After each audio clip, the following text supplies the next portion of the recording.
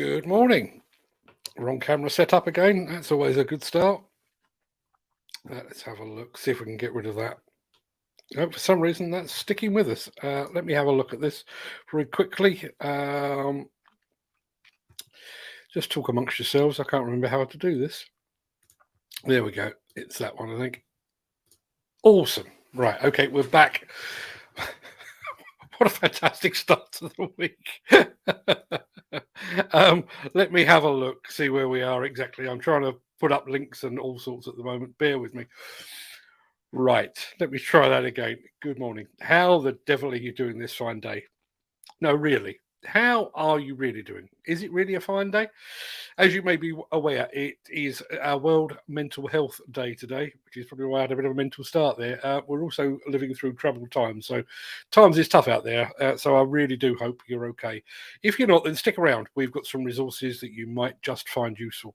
Failing that, call me. I can assure you I'm not a mental health practitioner, nor am I a medical professional. I'm also an emotional robot, largely devoid of all human feelings, but that's a facade, of course. I've been down the mental health path a few times over the years and have erected a protective barrier that lets nothing in, or lets nothing out rather, which is good, and lets nothing in, which is probably not so good. But I do have a set of ears, and I'm happy to listen if you need it. While we're talking about doing our bit to help our fellow man and woman, I'm going to throw this up on the chat right now.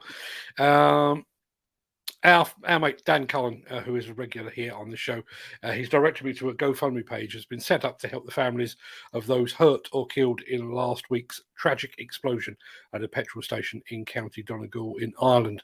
I realise it's got nothing whatsoever to do with demolition or with diggers, but Dan tells me he actually knew 3 of the people involved personally. So if you can find a link to that GoFundMe page in the chat right now. If you can support it, then fantastic. Thank you very much indeed on Dan's behalf. Now, on a slightly happier note, this happened this morning.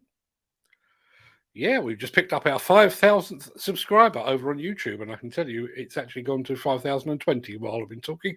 Of course, as with all things social media, my son has left me in the dust. His Diggers and Dozers channel currently has more than 77,000 subscribers.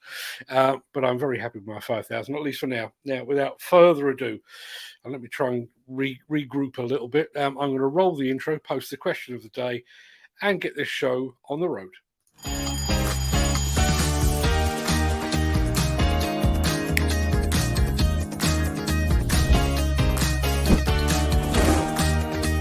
Welcome to the Breakfast Show. I'm your host, Mark Anthony.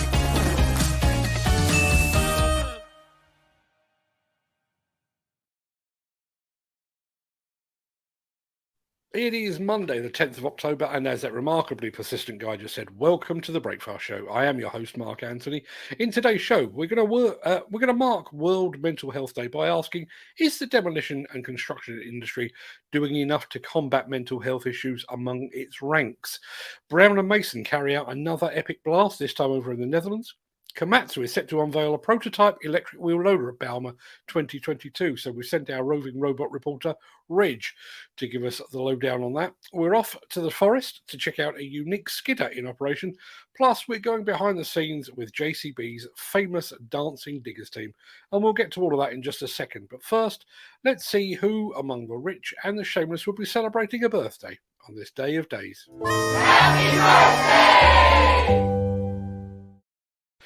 And it's many happy returns to composer Giuseppe Verdi and to the first person to report on the outbreak of World War II, war correspondent Claire Hollingworth.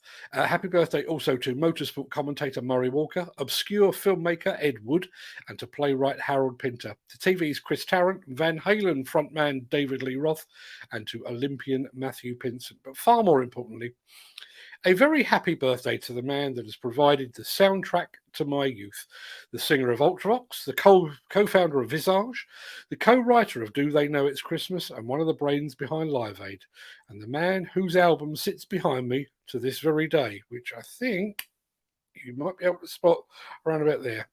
Many happy returns to Mr. Midge Ewer. Many happy returns to them, one and all.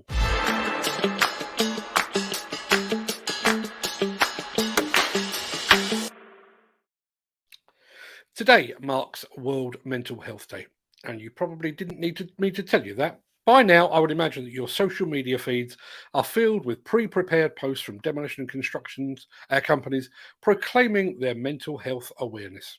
They will talk about mental health awareness systems they've put in place, about mental health first aiders that they now have on the payroll, and about the mental health charity that they now support. What they won't talk about, however, is how they've amended their working practices to address some of those mental health issues at the point of origin. They won't be talking about how they're planning to limit the amount of time that their workers spend away from home, how they're reassuring their staff over job security, how they're reassuring their workers over wages. Mental health is an issue that is very close to my heart, and unlike many in my line of work, I don't usually wait for Mental Health Day to roll around to talk about this stuff. In fact, my column today is all about awareness and action, and the fact that the two are very, very different indeed. It's also about our failure to properly address mental health issues in this industry, and how that is set to be repeated in the fight against drugs and alcohol abuse in demolition and construction. I'm going to post a link to that in the chat in just a second. But first, I'm going to play you a snippet of an interview I did a few weeks ago with Lighthouse Club CEO Bill Hill, in which I suggested that awareness was all well and good, but that we needed more in the way of action. And this is what Bill said.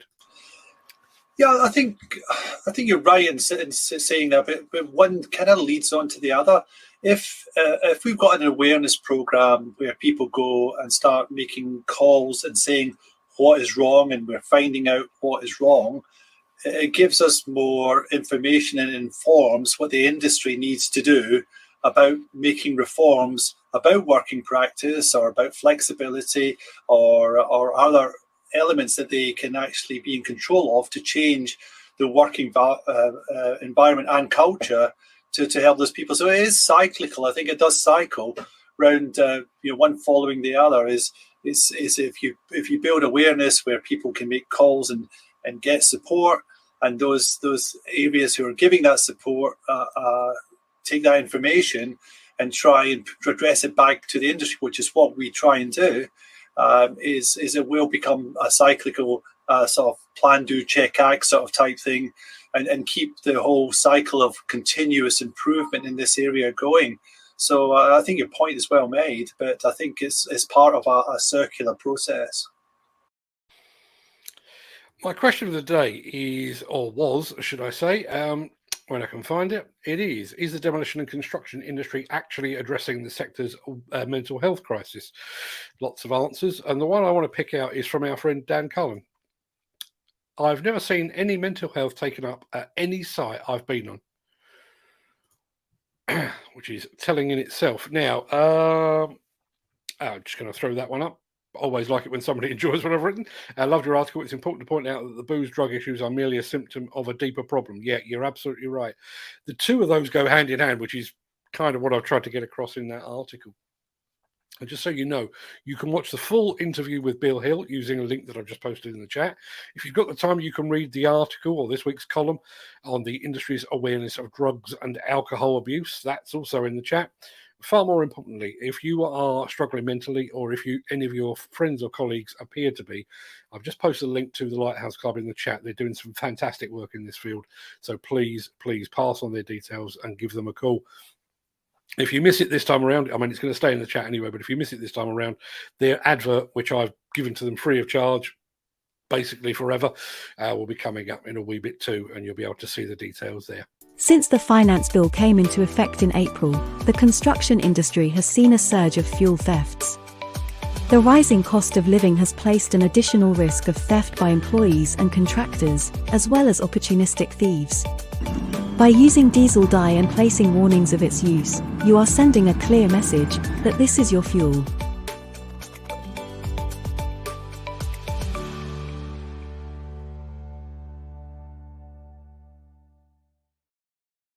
The fine folks at Brown & Mason have been at it again.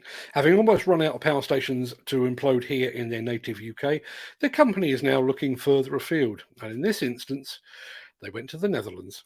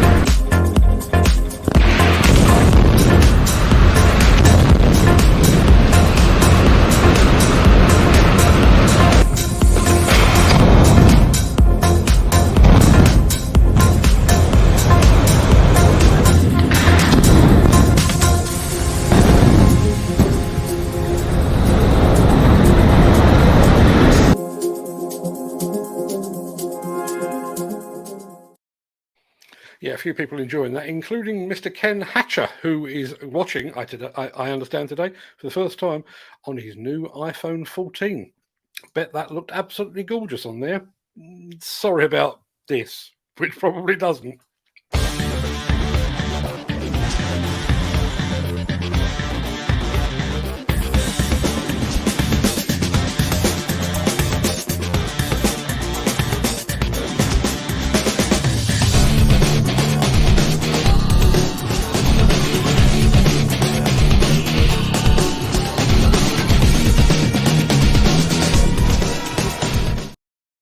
It is road to Bauma time again, people, and given the content of our latest show preview, it seemed only right and proper that we hand responsibility to our roving robot reporter, Reg.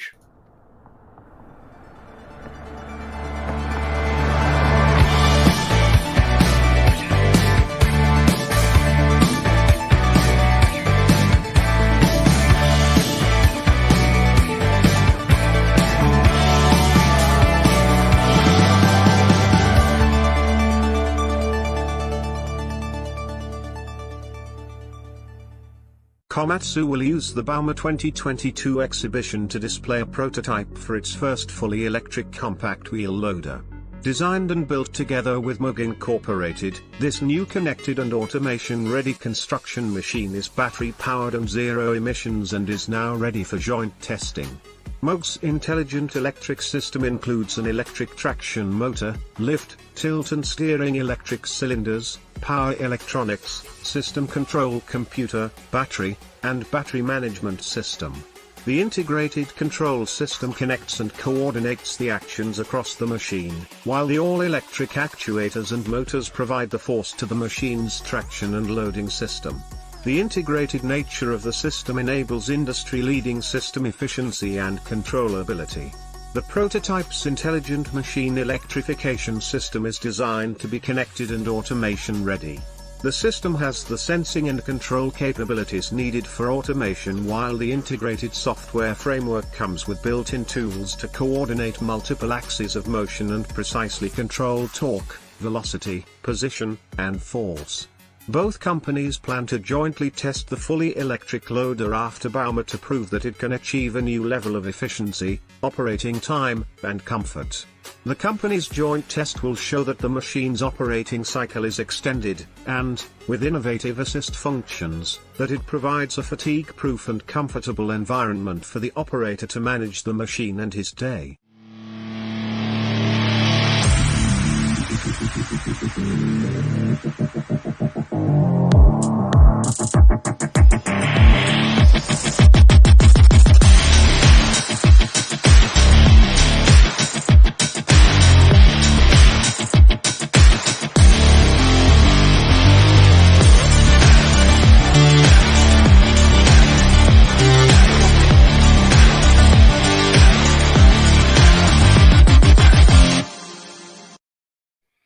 Top work, Reg, and top work, Komatsu. We'll be checking out that one during the show. Just to be absolutely clear, I realise Reg's pronunciation was a little bit squiffy there.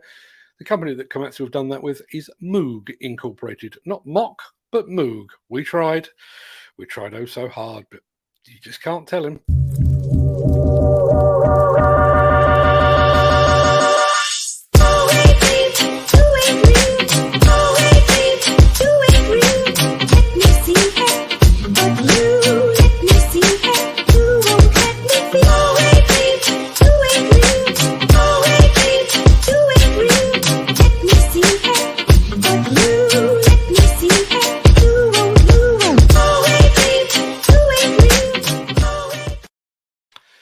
We're going to be playing out today with a look behind the scenes at JCB's Dancing Digger Troupe.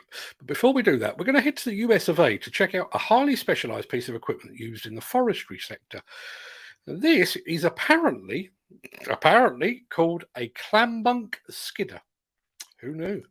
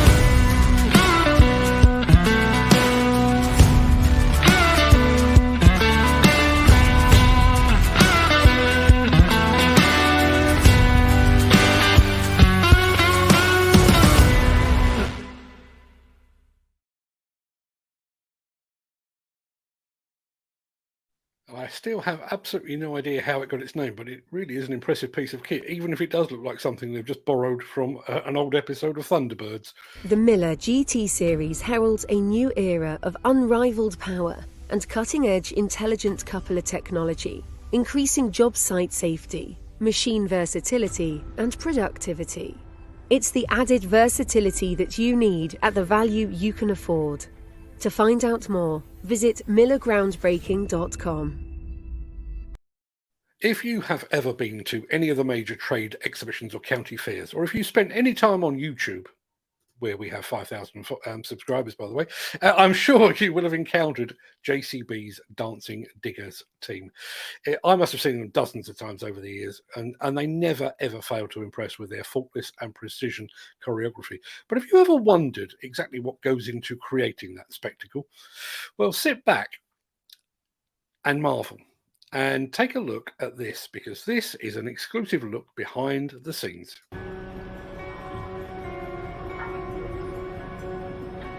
So I think based on us opening in this formation, what I've done, I've put together some options, see what you think. Okay.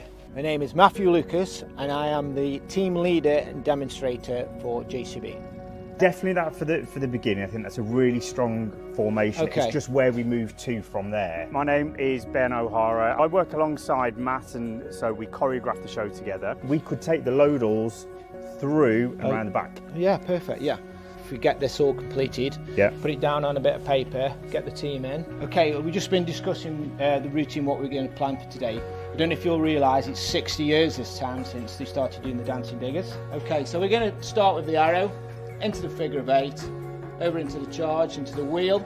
Synchronising to the music is really key, so listen for your calls, as you do anyway. You guys know that, you're experienced. We're going to walk through it first, and then before we go to the machines. All good? Let's go.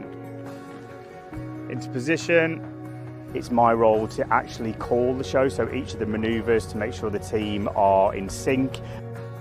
And then getting ready to go into the star. Finish, out cab, wave, almost flawless. Do you want to go do this for machines? Okay, stand by everybody, and let's go.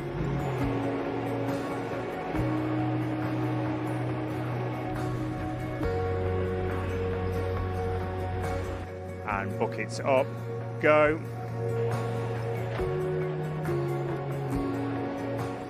Tip to the side, go.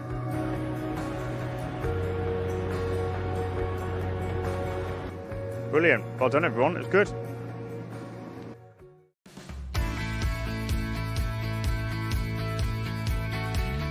Welcome to Cheadle Carnival 2022, and we are proud to come this year to do the Dancing Diggers.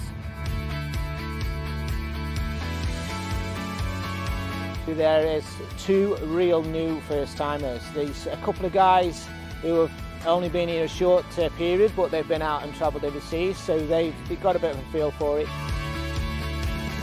I'm Jack McDonough, part of JCB demonstration team. This is my second shot show ever doing this, so it's really good. It's quite a bit of a pleasure really to be able to do something like this as well. It is a really great event. Well, I'm Jack Phelps and I'm the newest demonstrator for JCB. It's my first performance in the UK. I've previously done one in Serbia, but so far it's gone really well. Hopefully we'll keep it up and then we'll keep it going ready for the next one in a couple of weeks. For me to come and be the leader of the team, which worked really hard to get where we are today, and put a fantastic performance on for all this crowd that have been here today. It's been brilliant.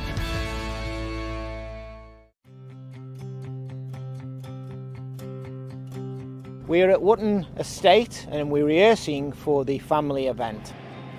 The show we're doing is one of the performances that we have not done for a long, long time. In fact, before my time, a 12-person show.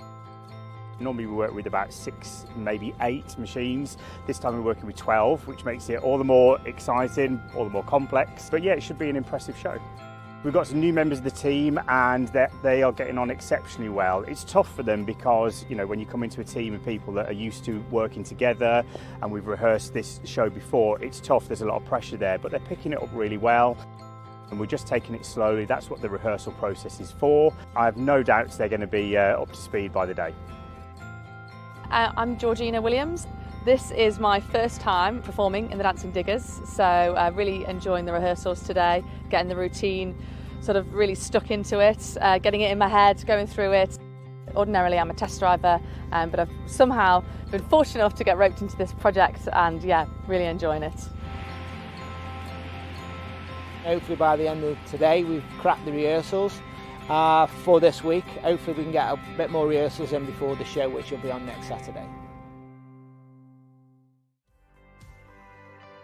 Today we have been performing as the Dancing Diggers at the JCB Family Festival. In my 18 years of career at JCB in demonstration, this is the most technical routine we've put together. A lot of nerves last night. We'd had a long couple of days, and then this morning the adrenaline rush is absolutely fantastic. A little bit of nerves, but overall the support we've had today has been absolutely incredible, and I've loved every second. Obviously it's been a family day today, so our own families are here supporting us as well, and they've very much enjoyed watching the show. We've had an absolute ball of a time whizzing around in those machines. The crowds have been really enthusiastic, and we're really happy with the outcome. Yeah, it's been brilliant. The atmosphere is great. Everybody's willing them on. So pleased with that, so pleased with how it went. It couldn't have gone better. Flawless performance from the guys.